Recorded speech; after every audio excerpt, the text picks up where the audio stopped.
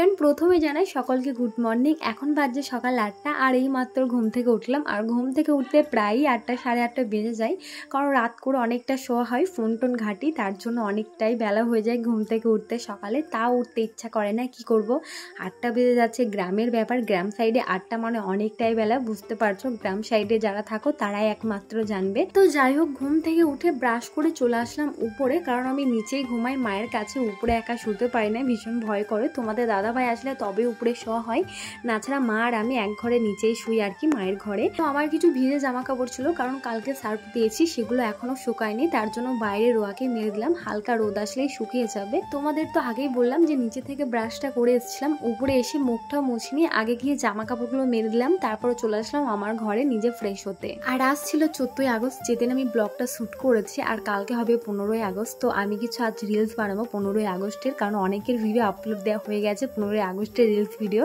Actually আমি হয়তো বাকি আছি, এটা আমার মনে হচ্ছে, তাই তাড়াহুড়ো করছি, আজকে কিছু রিলস বানাবো 15ই আগস্টের।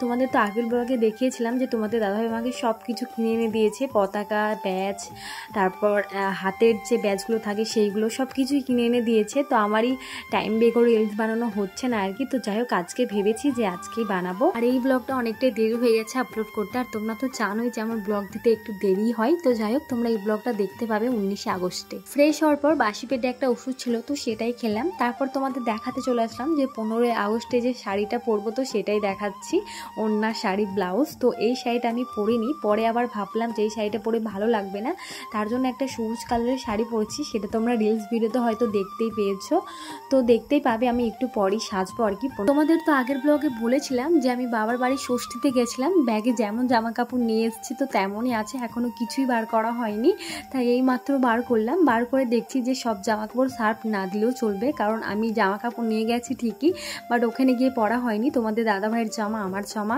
তো অনেক জামা কাপড়ই পরা হয়নি, যেমন নিয়ে গেছি তেমনই আবার ফেরত এনেছি। তো যাই হোক, সেই জামা কাপড়গুলো না কুচড়ে গেছে, তার জন্য আয়রন করব। তোমাদের দাদা ভাইয়ের কিছু জামা আছে, কুর্তা আছে, টি শার্ট আছে, আমার কিছু চুড়িদার আছে, তো সেগুলো এখন আয়রন করব আর কি। আর যেগুলো সার্ফ দিতে হবে, আজকে আর সার্ফ দেবো না, অন্যদিন আবার সার্ফ দিয়ে নেবো। আর আমি আয়রন করতে খুব একটা ভালো পারি না, মানে কোনো রকমের নিজের মতো চলে যাবে সেই রকম আর কি আয়রন করতে পারি। তো প্রথমে আমার হচ্ছে কি দেওরের জামা নিয়ে বসে পড়লাম। তো ওর একটা টি শার্ট ছিল, ও বললো নাকি যে জামাটা কুচড়ে গেছে, আমাকে একটু আয়রন করে দিও। তো এই যে দেখো, প্রথমে আমি ভাইয়ের জামাটা নিয়ে বসে পড়লাম আয়রন করতে। তারপর অনেক জামা কাপড় আছে, সেগুলো আয়রন করতে হবে, প্রায় 2-3 ঘন্টা লেগে গেছে, সবটা তোমাদের দেখাতে পারিনি। তো যাই হোক, যেটুকু দেখাতে পারছি সেটুকুই দেখো।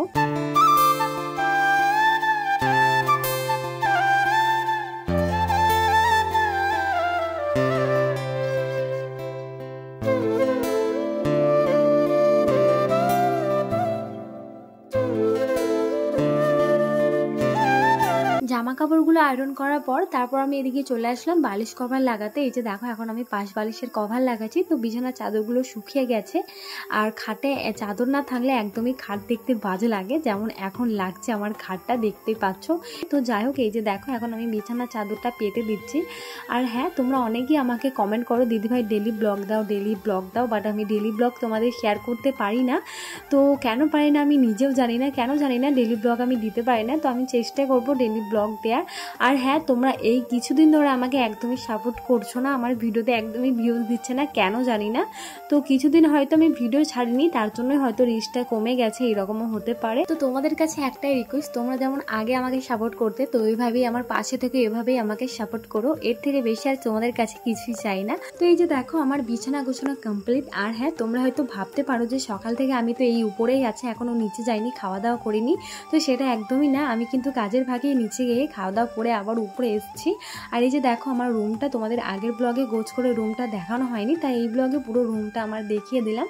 তারপর চলে আসলাম এদিকে আমার রিলস বানানোর জন্য রেডি হতে। এই যে দেখো, সবকিছু পরে নিয়েছি। আর তোমাদের তো আগেই বললাম যে আমি ওই শাড়িটা দেখালাম ঠিকই, বাট আমি ওই শাড়িটা পরিনি, কারণ আমার পরে পছন্দ হয়নি, তার জন্য এই সবুজ কালারের শাড়িটাই আমি পরে নিয়েছি। হয়তো এইভাবে শাড়িটা পরে কেমন লাগছে অবশ্যই কমেন্টে জানিও। আর এত গরমে মেকআপ তো আমি একদমই করিনি, জাস্ট আইব্রোটা আঁকাচ্ছি আর লিপস্টিকটা পরেছি। আর কি কি করেছি সেটা তোমরা দেখতেই পাচ্ছ। তো যাই হোক, প্রচণ্ড গরম ছিল, তার জন্য খুবই কষ্ট হয়েছে আমার সাজতে গুজতে আর ভিডিও করতে। আজকে হয়তো আমার কপালটাই খারাপ, কারণ আমি অত সেজে গুজে একটাও রিলস করতে পারিনি বলা ভুল হবে। কিছু রিলস করেছি, আরও কিছুটা করার ইচ্ছে ছিল, তো করতে পারিনি কারণ প্রচণ্ড গরম আর বাইরে তো প্রচণ্ড রোদ। আর আমি করতে গেছিলাম ছাদের উপর রিলস, তার জন্য ভীষণ গরম করছিল, ওই শাড়ি পরে একদমই থাকতে পারছিলাম না।